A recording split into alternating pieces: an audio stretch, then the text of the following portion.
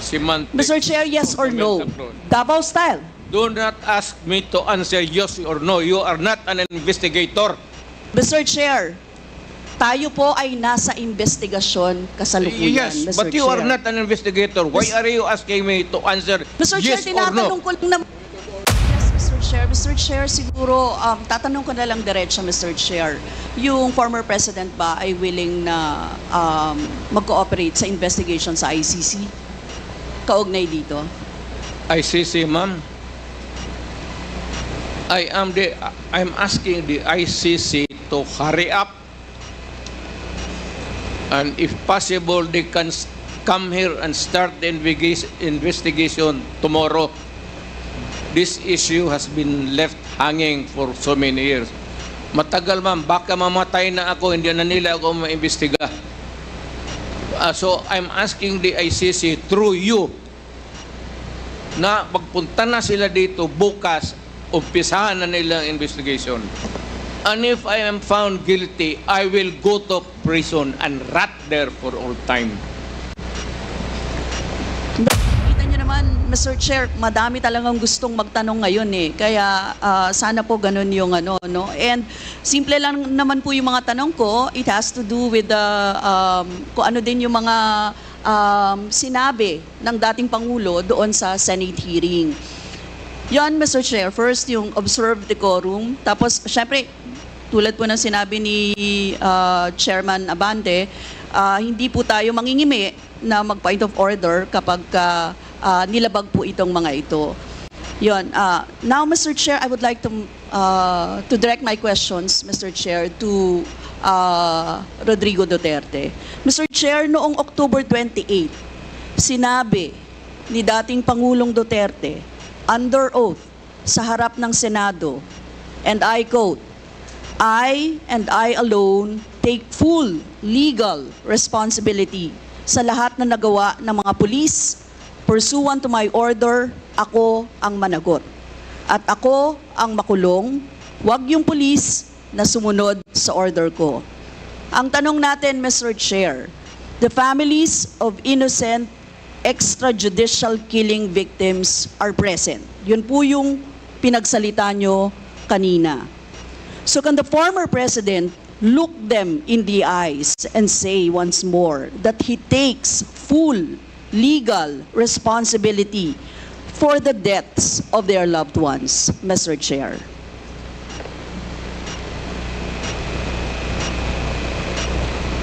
Mr. President, can you...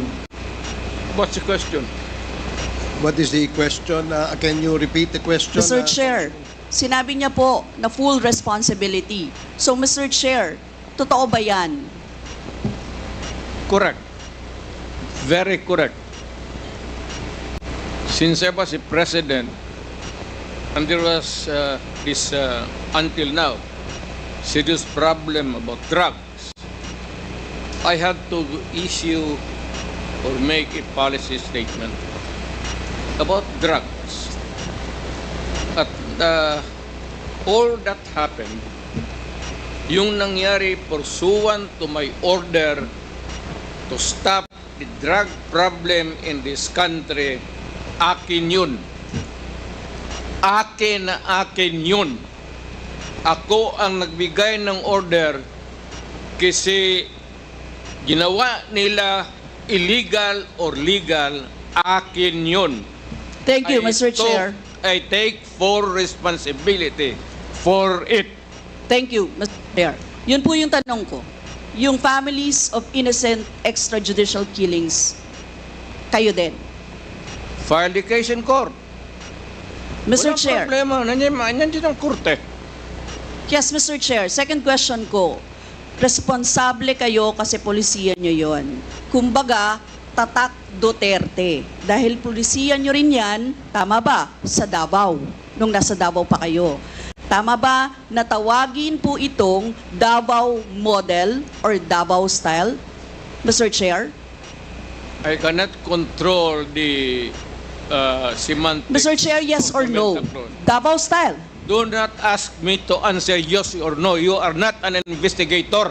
Mr. Chair, Tayo po ay nasa investigasyon kasalukuyan, Yes, Mr. but you are Chair. not an investigator. Why are you asking me to answer Mr. Chair, yes or no? tinatanong ko lang naman. Chair, point of Session order. suspended.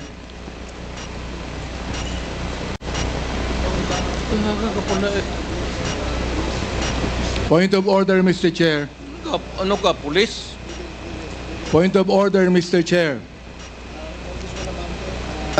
The session is suspended for the meantime, so please, let's take time to calm things down, okay? Para ho maayos ang ating hearing sa ngayon.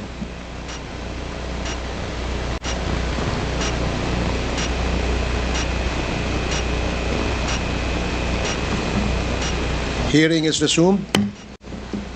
Please proceed, Congresswoman Rosas. Yes, Mr. Chair. Napakasimple lang po ng tanong ko.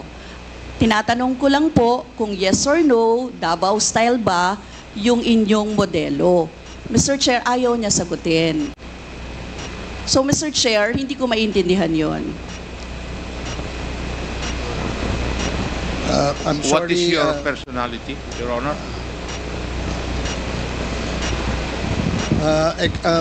If I may, Secretary Bello, normally the committee does not allow the counsel of the witness to speak because the role of the counsel is limited only to counseling his client on his rights. Hanggang doon lamang po. But we cannot ask you to answer any questions that will be asked by any of the members. And that is what Thank you, is in Your the Honor. rules. Thank you, Your Honor. Actually, I'm not answering the question of Congresswoman Rosas, Your Honor.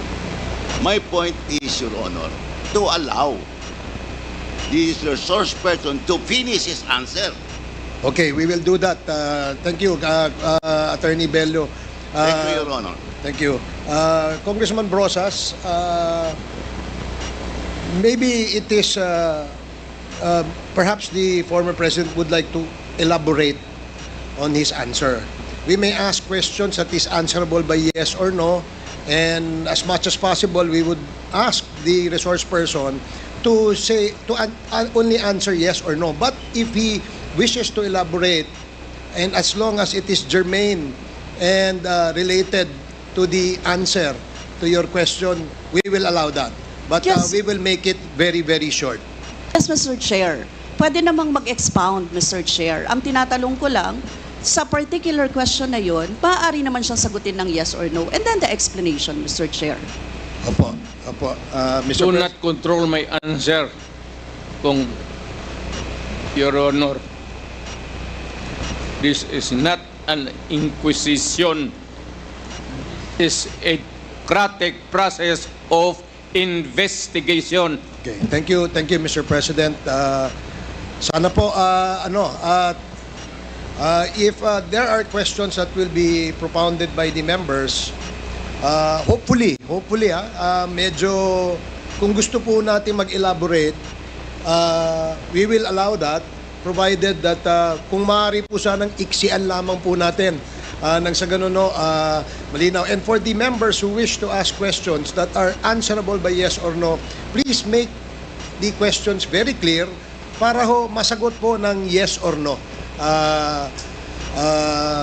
Your Honors. So I hope para ho maayos yung ating patakbo ng ating hearing sa ngayon. So please proceed, Congresswoman Brosas. Yes, Mr. Chair. Mr. Chair, ang tanong ko, sinasabi nyo rin na ang war on drugs ay talagang utos nyo. Diba? Pag sinabing war on drugs, Duterte yan. Sa inyo na nadikit yan. Unless, eto po, tanong na pwede nyo i-expound. May iba kayong gustong itawag doon? Meron po ba kayong gustong ibang itawag doon? Wala na po. Sabi ko, I assume full responsibility for whatever happened in the actions taken by the law enforcement agencies of this country to stop the drugs or the serious problem of the drugs affecting our people. Mr. Chair, next question. Nung naging mayor po kayo, sabi nyo naging safe ang Davao. Tama po ba? That would be that should be answered by a third person. I would not be answering that. It would be presumptuous of me to conclude. Hindi ako magsabi. I never said that Davao City was not publicly. Mr. Chair, as mayor, masasabi nyo na naging safe ang Davao sa panahon nyo? Talaga. Kasi walang kriminal sa kalye, Talaga. walang snatcher, Walang snatcher. walang akyat bahay, Walang akyat bahay. walang magnanakaw, Walang magnanakaw. walang mamamatay tao. Walang mamatay tao. So yun po lahat? Yes. Oh. So walang mga kriminal o walang insidente ng kriminalidad. Bakit po? Merong mga incident, not totally. It would be a dream of a city not to have any criminal incidents or violence. Pero overall, Davao City was safe. If the test or standard would be that a citizen of the city can walk all over the city and men and children can go home safely, unmolested, undisturbed. That was the standard that I gave to the police of Davao City. Mr. Chair, I would like to ask, no? Hindi ba nagkandamatay sila sa panahon na yun? Marami po. Sino-sino po ang mga pumatay? Wala akong listahan yan, ma'am. We have to go to the tawag nito. Hindi ko bit-bit. Ang bit-bit ko lang ho yung hindi. Mr. Chair, I would like to ask again, no? Sa inyo po na karanasan, kayo mismo ba pumatay? Ako? Marami. Mga 6 o 7. So Aywan what- ko kung natuluyan yung hindi ko na follow up sa hospital kung natuluyan. Quote ko lang, ipaalala ko ulit, Mr. Chair, kasi mula din ito sa Senate hearings, ano? I-quote ko lang po kayo, in Davao, I used to do it personally, just to show to the guys that if I can do it, why can't you? Correct. Sinabi niyo po yan sa mga business leaders sa meeting sa Manila. At kung paano niyo ginode ang mga police officers to gun down suspects. Tama po ba? Yes, if they present a violent resistance, that's the only thing there. You can kill the criminal if you are personally in danger of losing your life too. Ito But ba, hindi mo pwedeng patayin yung kriminal nakahandcuff o nakatali. Hindi trabaho ng lalaki yan. ito pong second, Mr. Chair, na quote, kayo rin ito. And I'd go around in Davao with a motorcycle, with a big bike around. And I would just patrol the streets looking for trouble also. Manila Times po ito. I was really looking for a confrontation so I could kill. Sinabi niyo po ito. Yes. Nagdadasal po ako na nagmumotor ako na may mag-hold upper dyan. At kung maabutan kita, talagang patayin kita. At kung basta kriminal ka, wala akong pasensya sa kriminal. Pagka lumaban, patayan. So, Mr. Chair, kanina po kasi sinabi ni Duterte na he takes full legal responsibility. Yes. Siya ang mananagot at Yes. makukulong sa ginawa ng mga kapulisan. Yes. Kung sa inyo po ang policy, inaako nyo rin ang accomplishment nito. Yung lahat po. Kasi kung naaalala ko, sa war on drugs, yung mga accomplishment, may nahuli, nagbebenta, gumagamit, gumagawa ng droga. Lahat yan. Ma'am, if you are the city executive or mayor, lahat ng utos mo na ginawa ng pulis, and all the consequences, sagot ko yan. Pati yung ginawa ng pulis, sagot ko yan. Pati po yung accomplishment kung may nahuli, enforcement of law yun. Accomplishment din po yung na-confiscate na drugs. Tama ba? Lahat ng trabaho ng pulis, because you are the mayor, at inutos mo yan, and the consequences, or sometimes an incident can go right and go wrong. Protektahan ko yung pulis kasi ako ang mayor. Hindi magtrabaho yung pulis, matakot yan kung hindi mo bakaban. So lahat ng trabaho ng pulis, nung ako'y mayor, for the longest time, akin yan. So, Mr. Chair, alam niyo po ba kung ilan ang arrested sa mga drug operations at how much ang drug na na-seize nung time na yan? Ma'am, I was not notified in advance that I have to make an accounting for the arrested persons in Davao City.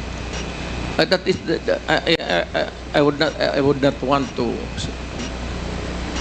That would not be a proper question.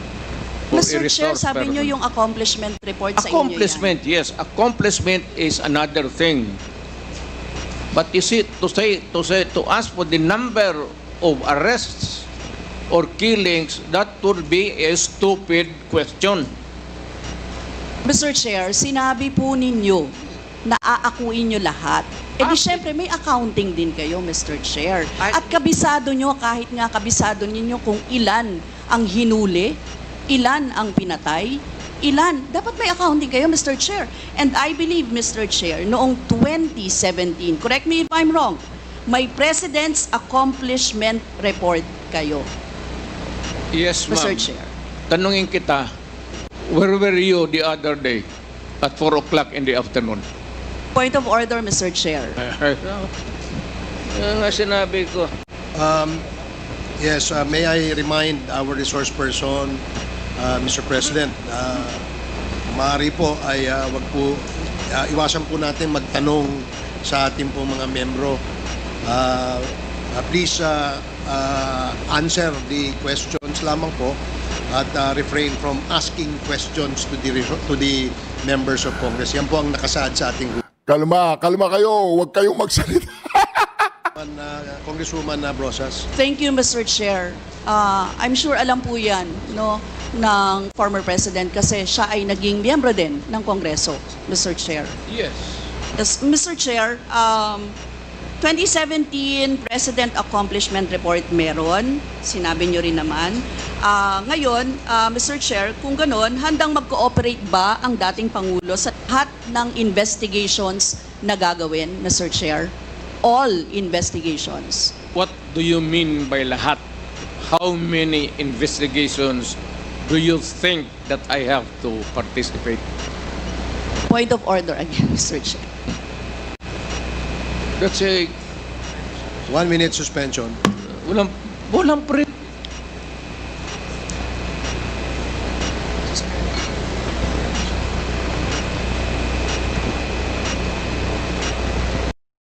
Diyan po mga kareaksyon, wala silang magawa ha. Mga bobo kasi yan eh. Wala. Hindi sila makapagano. Hindi nila maayos ang kanilang ginagawa dyan. Again, let me remind our resource person as well as our members that please refrain for the resource person refrain from asking questions to the members. Please limit your reply to the questions being asked. At sa atin naman po mga members, please go straight to the point. Ask the resource person the question that you wish to be answered. direkta para ho hindi tayo magtagal. Mr. Chair, Yes, you have, Congresswoman Brosas, you have 4 more minutes. Mr. Chair, may I interrupt? Uh, I am asking the... Is this related, Mr. President? to Yes, the it is question? related. I am asking yung nagtatanong to lay the predicate first Okay, before, sige po. para hindi tayo mawala. Sige po. Congresswoman Brosas, I hope you can consider the opinion of the resource person by laying the predicate before you ask the question directly to the former president. Yes, Mr. Chair. Mr. Chair, siguro, tatanong ko na lang diretso, Mr. Chair. Yung former president ba ay willing na mag-cooperate sa investigation sa ICC? Kaugnay dito? ICC, ma'am. I'm asking the ICC to hurry up, and if possible, they can come here and start the investigation tomorrow. This issue has been left hanging for so many years. Matagal, ma'am. Baka mamatay na ako, hindi na nila ako maimbestiga. So I'm asking the ICC through you na pagpunta na sila dito bukas, umpisahan na nila ang investigation. And if I am found guilty, I will go to prison and rot there for all time. Mr. Chair, balikan ko lang yung isa ko pang tanong, Mr. Chair. Ito sa Senate hearing dito, Mr. Chair. Sinabi ni former President Duterte, encourage the criminals to fight. Encourage them to draw their guns. Yan ang instruction ko. End of quote. And the only way na hindi kayo makulong and to justify the killing is bigyan mo talaga ng panahon na lumaban. Tama po ba? Yan ang sinabi ninyo. Yes, because that would be justified kung lumaban. Yan, kasunod pa lang po yung Ang question ko. utos ko- Ang question ko po ay bakit nyo ine-encourage yung kriminal na lumaban? Para medyo maminus-minus ang problema sa syudad ko. Kung may kriminal dito na 50, kung mapatay ninyo yung 30, di 20 na lang, hindi na masyado problema dyan sa akin. Ibig sabihin, Mr. Chair, hindi mapaparusahan ang nakagawa ng krimen in self-defense. Hindi man siya. Kasi alam naman trabaho ng police, ma'am. The policeman should know when to kill and when to injure. Hindi naman kailangan sabihin nun. May elements naman ng self-defense. Alam niyo yon, Mr. Chair. Not self-defense, man. Performance of duty. Performance of duty, but elements of connected self-defense. with that performance of duty is self-defense. So, Mr. Chair, ano yon? Ang what? Elements of self-defense, Mr. Chair. Self-defense is when you defend yourself to avoid injury, serious, or you die. That is applicable also to a policeman who is performing his duty, because the policeman has to confront, ang civilian has to iwasan. But a policeman, a law officer, if you are a law officer, you have to confront the criminal. Ang sanabi ko sa kanila, huwag kang pumunta dito sa akin isina na may sugat ka, sipain kita, patayin mo. Bakit ikaw ang may sugat? Wala akong my language is brutal and raw for criminals. Wala akong pasensya, ma'am. I've been a prosecutor for 9 years. Talagang sinabi ko, pag hindi na mahinto yan, patayin mo na yan. Huwag mo nang pabalikin niya dito sa opisina ko. Thank you, really Mr. want Chair. to know the truth? Ganon. Last 2 questions, Congresswoman Brosas. Yes, Mr. Chair. Mr. Chair, gusto ko lang sabihin na sa elements of self-defense, first, dapat unlawful aggression. Second, reasonable necessity of the means employed to prevent or repel it. And third, lack of sufficient provocation on the part of the person defending himself. Mr. Chair, now I would like to direct my question to sa victims po, si Christina siguro at si Lori or si Mary Ann, ano, Mr. Chair. Ano po yung sirkumstansya or kalagayan ng mga nangyari sa pagkapatay ng inyong mga mahal sa buhay, Mr. Chair? Hanggang ngayon po, mahirap pa rin po sa kalooban namin. Ang mahirap lang dun kasi yung mahirap ka na tapos may mga pinagdadaanan ka pa po na ganito na hindi basta-basta na nahihimpasan ng ano, kumbaga araw-araw, puro sakit ng loob, dasal, kung ano ba yung pinaglalaban namin ito. Salamat po. Mr. Chair, tatanong ko lang, ang susundan ko lang yung tanong ko. Ang tanong ko kasi ay, nagkaroon ba ng self-defense? Parang ganyan di ba? Ang nangyari. Nanlaban ba yung Yun po inyong... ang sinabi nila sa akin na nagkamotor po yung bata na wala namang motor na hindi marunong magmotor. Yung pong nanlaban, yun po yung sinabi nila sa akin na nakipag-anuhan po daw ng baril. Pero ano ang nalaman ninyo sa investigasyon? Laban ba? Well, Meron bang unlawful aggression? Meron bang reasonable necessity para i-employ or i-prevent or i-repel yun? Meron bang lack of sufficient provocation mula sa parte ng tao na dinidepensahan yung sarili niya? sa lahat po ng mga nalaman ko po, dahil wala na rin naman akong ganun kaalaman ng ganyan po, lahat po yun gawa-gawang kwento po at wala rin pong napakitang ebidensya na nagsasabi ng katotohanan na nanlaban po yung bata. Si Nanay Lori siguro.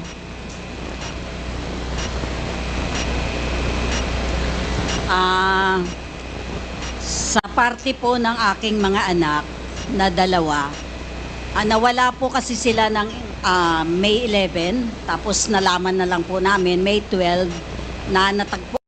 Yun po mga kareaksyon, no? Nakita po natin dito kung paano tinusta si Brosas ng ating Pangulong Duterte.